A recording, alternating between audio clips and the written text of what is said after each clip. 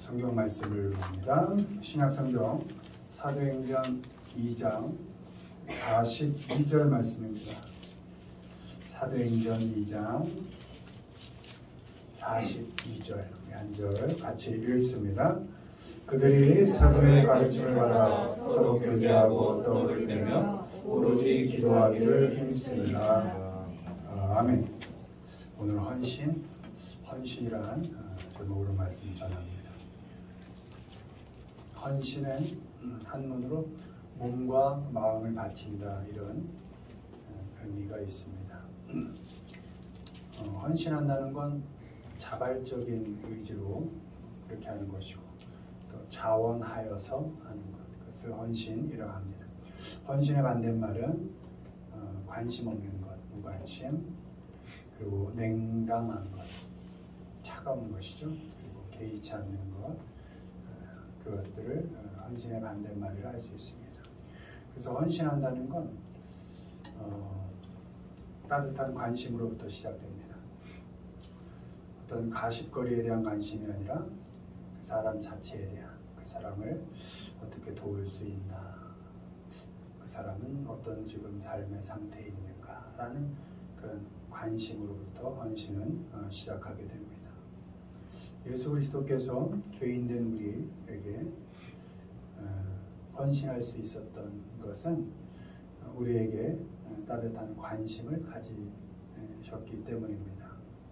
그리고 그 헌신의 방법은 십자가에서의 죽음이었습니다. 당신을 희생하시는 일이었고, 자원하여서 죽는 일로 그렇게 헌신하여서 우리를 구원하신 것입니다. 예수님께서 헌신하여 우리를 구원하셨듯이 당신을 따르는 제자들에게도 헌신을 요구하셨습니다. 아무든지 나를 따라오려거든 자기를 부인하고 자기 십자가를 지고 따르라, 이렇게 말씀하셨습니다. 이 명령은 당시 예수님을 따르던 제자들뿐만 아니라 오늘을 살아가는 우리에게도 당연히 주어진 명령입니다. 자기를 부인하고 헌신하는, 자기 십자가를 지고 헌신하는 이런 삶이 우리에게 주어진 명령입니다. 사실 이것은 오늘을 살아가는 우리에겐 참으로 어려운 일입니다. 나를 부인한다? 세상에서 나를 자꾸 부인하면 밟힐 수 있고 늘 질 수밖에 없죠. 그래서 어떻게든 나를 드러내야 되고 나를 증명해야 되는, 그렇게 또 훈련되어지고, 지기보단 부인하기보단 이겨라, 드러나라 라고 가르침을 받게 되는 이런 세상에서 자기를 부인하여 산다, 이건 참 어려운 일인 것입니다. 또 자기 십자가를 져라? 내가 왜 짐을 져? 내가 왜 나 십자가를 져? 내가 져야 할 십자가까지 다른 사람에게 떠넘기는 그런 지금의 세상에서 널 부인하고 너의 십자가를 지고 내가 헌신하여 너희를 구원하였던 것처럼 너희도 그런 헌신의 삶을 살아라는 그 주님의 명령은 참 지키기 어려울 그런 명령일 것입니다. 그럼에도 불구하고, 그런 어려움에도 불구하고 결국에는 자기를 잘 버려가고 또 자기에게 주어진 십자가를 잘 품고 살아가는 그 헌신의 삶이 어렵더라도 힘들더라도 주님의 제자인, 주님의 자녀인 우리들이 따르고 가야 할 삶의 목적이 되어야 함은 분명한 것입니다. 어려워도, 세상은 다 아니라 해도, 그럼에도 불구하고 힘들지만 그런 자기 부인의 헌신, 십자가를 지는 헌신, 이것은 내 삶의 목적이 되어야 함은 그건 분명한 것입니다. 이 시간은 그 헌신이, 그 주님께서 말씀하신 그 헌신이 무엇이고 또 우리는 무엇에 헌신해야 하는지에 대해서 한번 살펴보겠습니다. 1번 보시죠. 헌신은 힘쓰기. 그들이 사도의 가르침을 받아 서로 교제하고 떡을 떼며 오로지 기도하기를 힘쓰니라. 아멘. 여러분, 헌신은 디보션, 이 헌신입니다. 그래서 헌신, 힘쓰니라. 디보션, 디보티드. 그들이 디보티드했다. 힘썼다. 어디에? 예배하고 기도하는 데 힘썼다. 먼저 헌신은 힘을 쓰는 겁니다. 애먼데 힘쓰는 게 아니고 우리 자녀들은 먼저 하나님 앞에 예배하고 하나님 앞에 기도하는데 힘을 써야 합니다. 하나님 주신 말씀 듣는 것에 힘쓰고 주어진 일상을 하나님 앞에서 살아가는데 힘을 쓰는 겁니다. 명절 되면 참 외로운 분들, 쓸쓸한 분들은 더 외롭다 그러더라고요. 다 식구들, 가족들 찾아가고 혼자 남겨지고 고독하고 쓸쓸한. 우리도 마찬가지입니다. 대중 속의 고독이라고. 많은 가족들 틈에 있지만 문득 쓸쓸할 때 있고 많은 친구들 틈에서 하하호호 즐거운 듯 하지만 문득 고독할 때가 있을 겁니다. 그럴 때 사람 찾아 나서지 않는 겁니다. 사람 찾아서 위로받는데 힘을 쓰는 것이 아니라 그럴 때 어떻게? 하나님 앞으로 가는 훈련하는 겁니다. 하나님 나 외롭습니다. 하나님 나 고독합니다. 할 때 하나님이 주시는 그 위로를 경험할 수 있는 것이죠. 그러니 먼저 우리가 힘을 써야 하는 것은 하나님 앞으로 가는 것. 여러분 예배가 이렇게 함께하는 것 중요한 공중 예배라 합니다. 예배고 내가 혼자 하나님께 기도하며 하나님 앞에서 꿈을 꾸고 하나님의 음성을 듣는 것 귀한 예배의 시간이죠. 그런 시간들에 힘을 쓸 수 있어야 된다는 것입니다. 초대교회 성도들도 매일 모여서 말씀 듣고 이 떡을 떼었다 마셨다라는 건 성찬했다 이런 겁니다. 그리스도의 몸과 피를 이렇게 하며 그리스도의 말씀을 다시 묵상하고 그래 그래도 힘들지만 핍박 가운데서도 예수님의 가르침대로 우리 잘 살자 하고 동굴에 모여 같이 하나님 말씀을 읽고 또 떡을 성찬을 같이 하면서 다짐을 하는 그런데 힘을 계속 썼다는 것입니다. 오늘 살아가는 우리도 하나님 앞에 서기가 참 힘든 시간입니다. 자꾸 더 사람들을 만나야 되고 어쨌든 내가 이 세상 속에서 살아남아야 하니까 자꾸 그 상황과 조건 속에서 어떻게든 내 자리를 찾으려고 애써야죠. 열심히 살지 않는 사람이 어디 있겠습니까? 조금 더 열심히 애쓰려고 하죠. 어제 장모님께서 말씀하시길 열심히 하지 않는 사람들 없더라.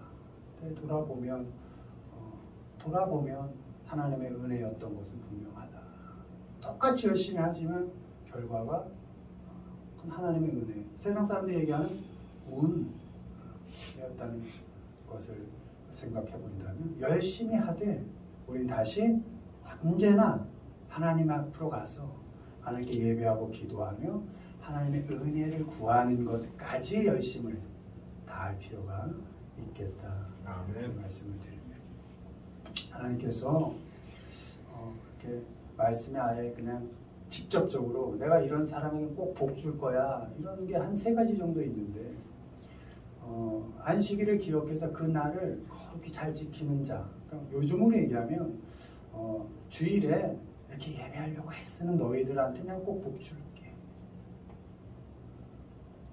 그리고 너희가 열심히 살지만 너희에게 준 것에 그것은 내가 다 준 거라고 인정하여서 나의 몫을 너 것이라 하지 않고 그저 주신 하나님께 구분하여 드리는 그 손길, 이거 흔히들 11조라 하죠. 내가 꼭 복 줄 거야. 또 이제 부모 공경하는 자. 이렇게 3가지. 그들에게는 복 주고 장수의 복까지 주는 이렇게 하셨는데 여러분 하나님 앞으로 자꾸 나아가는 훈련을 하면 세상으로 나아가 예배하고 기도하는 하나님을 조금이라도 더 가까이 하는데 힘을 쓰시는 우리가 되기를 바랍니다. 하나님께서는 우리의 기도에 분명히 응답하십니다. 물론 내가 원하는 때, 내가 원하는 양, 어떤 결과로 응답하시지 않을 수 있겠지만 하나님이 정하신 때에 우리 하나님의 자녀들에게 하나님의 방식으로 우리가 전혀 예상하지 못했던 방식으로 하나님은 우리의 삶을 복 주시고 풍성하게 하실 것입니다.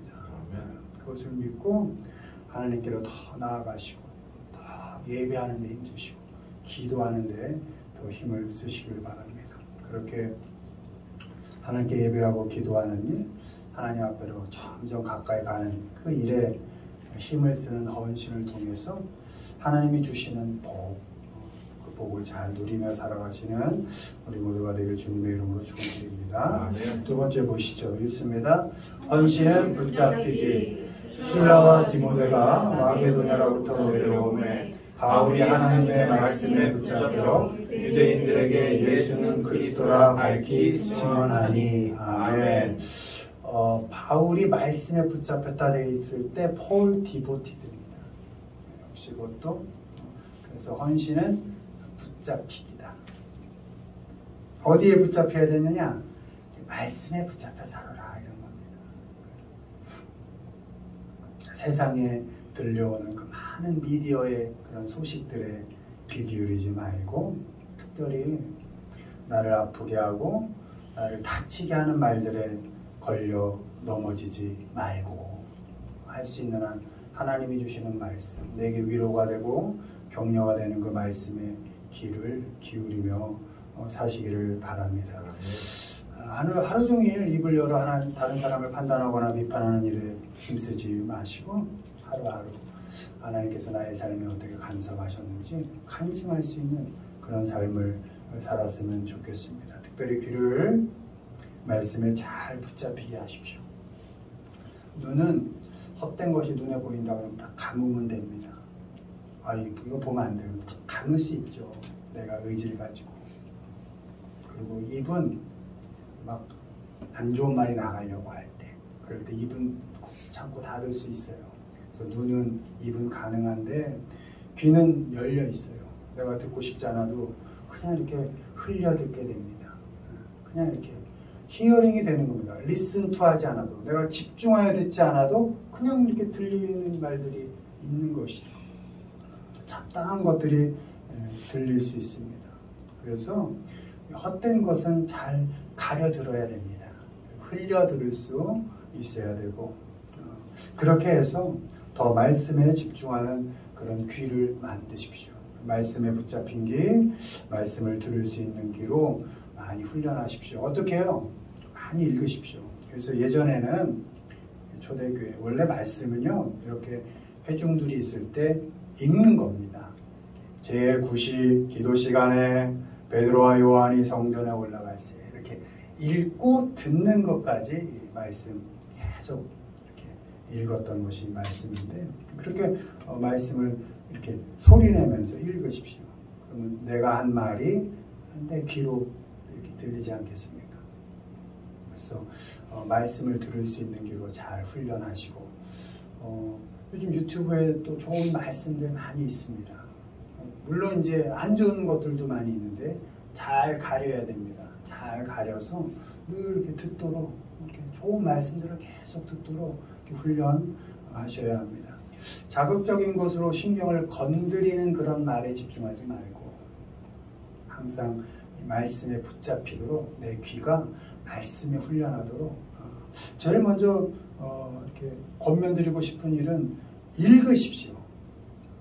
입을 열어서 한 장이라도 두 장이라도 소리내어서 그래서 그 말씀이 나의 심장을 울리게 하고 내 안에 계신 성령님이 감동되어서 말씀에 붙잡혀 살아갈 수 있도록 나를 그렇게 훈련해 가십시오. 이렇게 불안한 세상을 살지만 하나님 말씀에, 사람들은 하나님 말씀에 이거 귀 기울이지 않죠. 세상에 그냥 그 말초신경을 건드리는 말에 그냥 어떻게든 잡아두려고 하죠. 이거 뭐 말씀 그 오래된 올해 4,000년 5,000년 빨라야 2,000년 그 이 말씀 이거 뭐 그때나 의미 있었을까? 이게 지금 우리한테 무슨 의미가 있겠어 하고 이거 터부시하고 계속, 좀 믿는 자들에게까지도 그런 유혹을 계속 할 수 있을 겁니다. 새로운 걸 해봐. 이런 고리타분한 거 말고 뭐 새로운 거 없어. 아닙니다. 말씀이 없으면 교회의 존재 자체 의미가 없습니다. 하나님의 말씀은 지금도 살아 계시고 역사하시는 말씀이니까 아멘. 우리는 이 말씀에 정말 집중해야 됩니다. TV 많이 보세요. 유튜브도 보시고. 그러나 말씀, 이건 내 삶의 양식이고 내가 살아가는 기준이니까 여기에 내가 잘 붙잡혀 살도록 그렇게 여러분을 훈련하시기를 바랍니다. 아멘. 그래서 세상에 흔들리지 않고 하나님께 잘 붙잡혀서 살아가시는 우리 모두가 되게 주님의 이름으로 축원드립니다. 마지막 보시죠. 헌신은 간절하기 그런즉 내가 너희에게 쓴 것은 그 불의를 행한 자를 위한 것도 아니요 그 불의를 당한 자를 위한 것도 아니요 오직 우리를 위한 너희의 간절함이 하나님 앞에서 너희에게 나타나게 하려 함이로다. 이로 말미암아 우리가 위로를 받았고. 아멘. 마지막으로 헌신은 간절함입니다. How devoted to us. 얼마나 우리에게 간절했는지.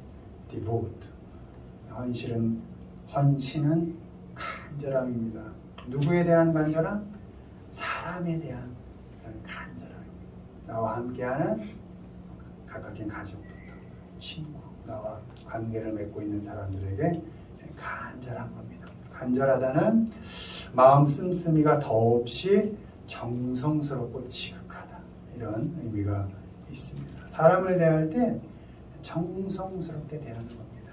지극하게 여겨주는 것, 그것이 간절함이고 헌신인 것입니다. 사람을 용도에 따라 만나지 않는 겁니다. 조건에 따라 사람을 대하지 않고 필요에 따라 대하지 않는 겁니다. 세상은 필요에 따라 사람을 만납니다. 그리고 용도에 따라 사람을 이렇게 배치하고 그만큼의 거리를 둡니다. 쓸모 없어지면 폐기하죠. 더 쓸모 있는 것으로 대체하죠. 세상은 그럴 수 있다 하더라도, 세상은 사람을 도구 삼아 산다 하더라도, 우리 하나님의 자녀들은 결코 한 사람 한 사람을 하나님께서 얼마나, 하나님이 세상을 이처럼, 그 이처럼이 얼만큼 많이 일하는 뜻입니다. 구원받은 우리뿐만 아니라 지금 죄 가운데 빠져있는 저 사람까지도 얼마나 사랑하셨으면 독생자를 주시기까지 사랑하셨다라는 것을 아시고, 사람 대할 때 그 사람 자체를 간절함으로 정성껏 대하시기를 바랍니다. 마음을 다해 대하십시오. 그럼 사람을 이용하면 배신이 따라오지만 지극정성과 간절함에는 뭐가 따라온다? 결국 위로를 받았고. 네. 여러분, 지극정성에는 위로가 따라오게 되어 있습니다. 여러분, 눈앞에서 아이가 쓰러질 때 엄마의 눈빛을 본 적 있습니까? 엄마는 슈퍼맨이 됩니다. 내성적이라서 다 필요 없습니다. 난 얌전하니까 자식 앞에 다 필요 없습니다. 뭐 소극적이고 나서지 못하는 성격 필요 없습니다. 아이가 딱 쓰러지는 순간 엄마는 엄청 빨라집니다. 슈퍼맨이 됩니다. 체면이 어디 있습니까? 앞뒤 안 가립니다. 눈에 뵈는 게 어디 있습니까? 내 자식이 쓰러졌는데 오직 아이 하나만 보고 달려가는 겁니다. 아이를 엎쳐매고 응급실로 달려갑니다. 아니죠? 날아가죠. 이게 간절함입니다. 그 순간 아이에게 붙어있던 필요, 용도, 쓸모 있음, 어떤 뭐 외부에 이렇게 걸쳐있는 무슨 수식어들 다 필요 없습니다. 그냥 내 아이 그대로 하나입니다. 그게 간절함입니다. 그게 사람을 향한 간절함입니다. 예수 그리스도께서 우리를 사랑하시고 당신의 목숨을 주셔서 구원하신 간절함이 그 간절함인 겁니다. 아무 가치도 없는, 아무 조건도 되지 않는 것이 간절함이라는 것입니다. 앞뒤 안 가리고 지극정성으로 그 아이 하나만을 살피는 그 엄마의 간절함, 그것이 헌신이라고 말하는 것입니다. 사람 자체를, 사람 그대로를 정성스럽게 지극하게 대하십시오. 그리고 특별히 부모님들, 또 어른들 지극히 정성스럽게 대해야 합니다.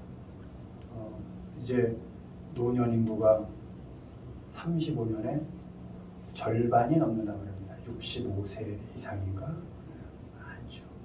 그리고 세상은 점점 젊음이 더 소중한 것처럼 점점 그럴 겁니다. 나이듦, 늙음 이런 것이 쓸모없는 것처럼 얘기할 것입니다. 그러나 우리 미래는 전반에 얘기한 것처럼 자기 버림과 십자가가 있습니다. 힘들지만 그 어려운 일을 우리 믿는 자들은 결국 해낼 것입니다. 하나님께서 해내게 하실 것입니다. 나는 부족하지만 하나님께서 능력 주셔서 우리 속에서 일을 하셔서 하나님께서 결국 우리로 자기 부인의 삶, 십자가를 지는 삶을 결국 살아내게 하실 것입니다.